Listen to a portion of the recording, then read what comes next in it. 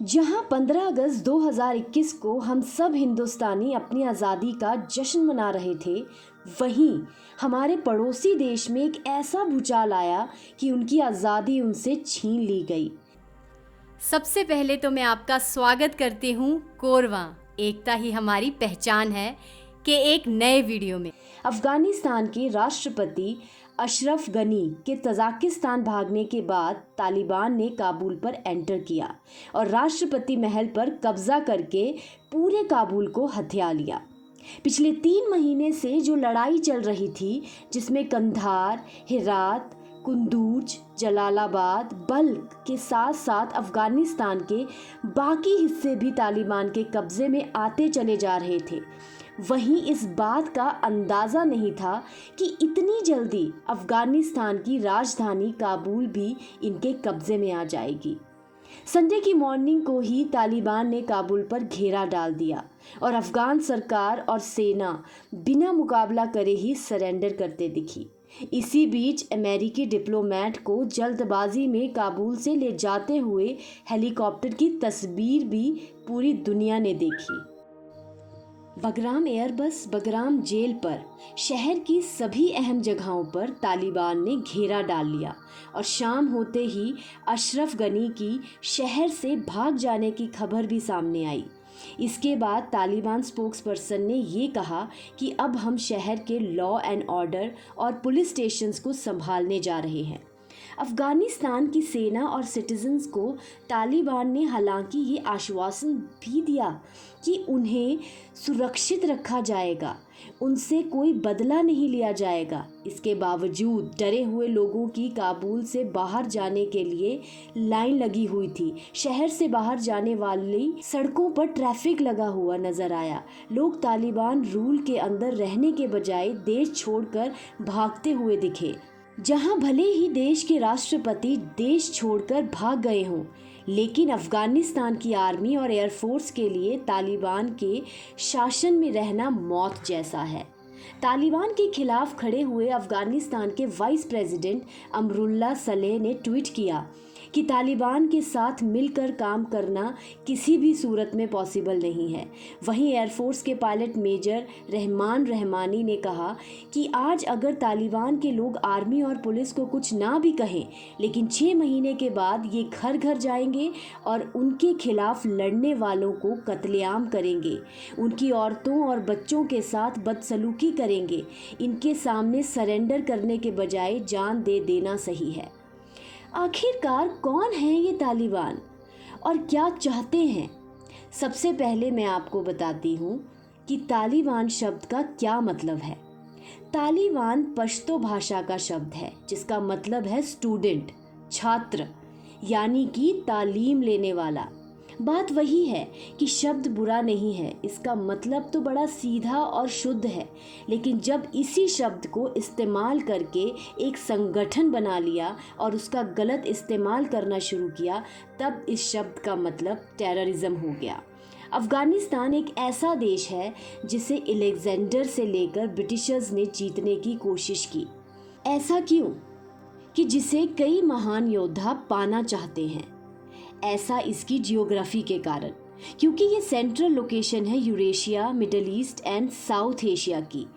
इसलिए अफगानिस्तान की हिस्ट्री काफ़ी अनस्टेबल रही, क्योंकि किसी न किसी बड़ी पावर ने वहाँ अपना परचम हमेशा से लहराना चाहा। अफगानिस्तान को ग्रेवयार्ड ऑफ एम्पायर्स भी कहा गया है, क्योंकि यहाँ आक्रमण करना तो आसान है, लेकिन इसे जीतना उतना ही मुश्किल है और काफ़ी समय तक कोई भी बाहरी शक्ति यानी कि फॉरेन पावर्स शांतिमय तरीके से यहाँ रूल नहीं कर पाई हैं। अगेन उसका कारण है अफगानिस्तान की जियोग्राफी। यहाँ मैक्सिमम एरिया पहाड़ी है, इसी कारण यहाँ राज करना, लड़ाई से जीतना इम्पॉसिबल हो जाता है, क्योंकि पहाड़ों के कारण कोई भी कहीं से भी हमला कर देता है। और दूसरा कारण है अफगानिस्तान के अलग अलग ट्राइबल ग्रुप्स, जिनकी आपस में ही कभी नहीं बन पाई। अफगानिस्तान पूरे वर्ल्ड में एक ऐसा देश है जहां सबसे ज़्यादा अफीम का उत्पादन होता है और 90% हीरोइन पूरी दुनिया में इसी अफीम से बनाई जाती है और बहुत से आतंकवादी संगठन को पैसे भी इसी अफीम की खेती से आते हैं। चलिए अब बात करते हैं द ग्रेट गेम के बारे में। ये एक तरह का जियोपॉलिटिकल गेम था जिसमें ब्रिटिश और रशिया दोनों बड़े पावरफुल एम्पायर्स की आपस में ही दुश्मनी थी, जिसमें वो पूरे एशिया में कौन कब्जा करता है इसी की होड़ में रहते थे। ऊपर से रशिया हमला करता और नीचे से ब्रिटिशर्स जो कि हिंदुस्तान में कब्जा जमाए बैठे थे, और अफगानिस्तान एक वॉर एरिया बन के रह गया था इन दोनों के बीच। लेकिन आखिरकार 19th सेंचुरी के अंत में एक ट्रीटी साइन हुई 1919 को, treaty with British and independent Afghanistan, और अफगानिस्तान को पूरी तरह से आज़ादी मिली। लेकिन फिर से 1979 से 1989 तक यूएसएसआर की आर्मी अफगानिस्तान में आई, क्योंकि अफगानिस्तान में पीडीपीए एक कम्युनिस्ट ग्रुप पनपा जिसने सरकार को अपने कब्जे में कर लिया, और उसके बाद आपस में ही टकराव करने लगे और एक रेवोल्यूशन फैलने लग गया, और ये रेवोल्यूशन बाकी देशों तक ना फैले इसीलिए यूएसएसआर ने अपनी आर्मी भेजी। अब यूएसएसआर से लड़ने के लिए अफगानिस्तान के सभी ट्राइब्स एंड रेबल ग्रुप्स एकजुट हो गए और एक होली वॉर शुरू कर दी, और इस होली वॉर के फाइटर्स को जिहाद का नाम दिया गया। यहाँ पे अलग अलग देशों से जिहाद के नाम पर यंग लड़के लड़ने के लिए आने लगे, और यहाँ अफगानिस्तान को हथियारों और पैसों की मदद कई देश करने लगे।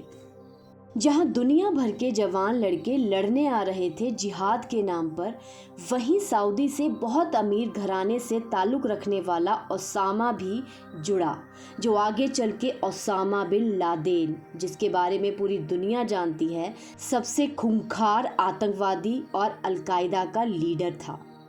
सोवियत यूनियन और जिहादियों के बीच युद्ध चलता रहा, लेकिन 1989 को सोवियत यूनियन के सभी सैनिकों ने अफगानिस्तान छोड़ दिया। ये पूरी लड़ाई 1979 से 1989 तक चली। सोवियत यूनियन के जाते ही अफगानिस्तान के जितने भी गुट बने थे वो आपस में ही लड़ने लग गए, ताकि उनमें से किसी एक का राज अफगानिस्तान में हो सके, जिसके कारण शुरू हुआ अफगान सिविल वॉर, और इसी वॉर में पनपा था तालिबान का ग्रुप। तालिबान ने शरिया लॉ इम्पोज किया जिसमें हर बात उसकी मानी जाएगी, और ये स्थिति ह्यूमन राइट्स के लिए बहुत ही खतरनाक थी। बहुत सारे ह्यूमन राइट्स एब्यूजेस हुए इस लॉ में। अगर कोई चोरी करता उसके हाथ काट दिए जाते, और भी बहुत अजीबोगरीब रूल लागू किए। महिलाओं की स्थिति बुरी हो गई थी, वो घर से बाहर नहीं निकल सकती थी, निकलेंगी भी तो सिर्फ अपने पिता या पति के साथ। शुरुआती दौर में अफगानिस्तान में रूसी प्रभाव खत्म करने के लिए तालिबान के पीछे अमेरिकी समर्थन माना गया। इसका कोई डॉक्यूमेंटेड प्रूफ नहीं है, पर ऐसा माना गया। लेकिन 9/11 के हमले ने अमेरिका को कट्टर विचारधारा की आंच महसूस करवाई, और वो खुद इसके खिलाफ जंग में उतर गया। लेकिन काबुल, कंधार जैसे बड़े शहरों के बाद पहाड़ी और कबीले इलाकों से तालिबान को ख़त्म करने में अमेरिकी और मित्र देशों की सेनाओं को पिछले 20 सालों में भी सफलता नहीं मिली। आज अमेरिकी सैनिकों की वापसी के साथ ही तालिबान फिर से उठ गया और तेज़ी से पूरे अफगानिस्तान पर कब्जा कर लिया। तालिबान की मुख्य ताकत है कट्टर धार्मिक संस्थाएं, मदरसे, जो उनके विचारों को सपोर्ट कर रहे हैं। यहीं से तालिबान लड़ाके तैयार हो रहे हैं। लेकिन इससे भी ज़्यादा पाकिस्तान सेना, जिसकी सीक्रेट मदद तालिबान को दी जाती रही। भारत की स्थिति इस मैटर पे काफ़ी सेंसिटिव है। भारत पिछले कई साल से अफगानिस्तान की मदद कर रहा था। वहाँ के स्कूल, हॉस्पिटल्स, बिजली के कई प्रोजेक्ट्स में इन्वेस्ट कर चुका है। सोहेल शाहीन, प्रवक्ता ने ये आश्वासन दिया है कि भारत के कामों में कोई बाधा नहीं पहुंचाई जाएगी। एयर इंडिया की कई फ्लाइट से इंडियंस को वापस अपने देश लाया जा रहा है। अब पूरी दुनिया यही देख रही है कि आगे क्या होगा। रूसी एजेंसी RIA द्वारा ये भी सुना गया कि गनी ने जब अफगानिस्तान छोड़ा उस वक्त वो अपने साथ हेलीकॉप्टर में कैश डालकर ले गए, और जो नहीं आ पाया उसे एयरपोर्ट ही छोड़ दिया। और वहीं अफगानिस्तान के लोग तड़प रहे हैं वहाँ से जाने के लिए। काबुल एयरपोर्ट पर हफड़ा तफड़ी मची है, जहाँ एक एयरक्राफ्ट में 134 पैसेंजर्स की बैठने की लिमिट थी, वहाँ 640 लोगों को रेस्क्यू किया जा रहा है। इस समय अब यही सोचा जा रहा है कि क्या तालिबान अपने लॉ एंड ऑर्डर में कुछ चेंजेस लाएगा या फिर 20 साल पुरानी अपनी क्रूरता और कठोरता भरे कानून को ही लागू करेगा। लोग डरे हुए हैं, सहमे हुए हैं।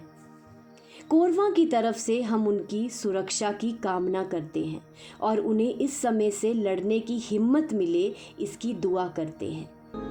ये थी हमारी तरफ से आपके लिए एक सही और ऑथेंटिक जानकारी, और इन्फॉर्मेटिव भी लगा होगा। अगर आपको इस तरह की और इन्फॉर्मेशन चाहिए तो हमें कमेंट करके कमेंट बॉक्स में ज़रूर बताएं। और हाँ, कहीं जाने से पहले एक ज़रूरी बात, चैनल को सब्सक्राइब करना ना भूलें। सब्सक्राइब करने के साथ साथ ये बेल आइकन ज़रूर दबाएं फॉर फर्दर नोटिफिकेशंस। चलिए अब साथ ही कमेंट, लाइक, शेयर जल्दी से करें। जय हिंद, जय भारत।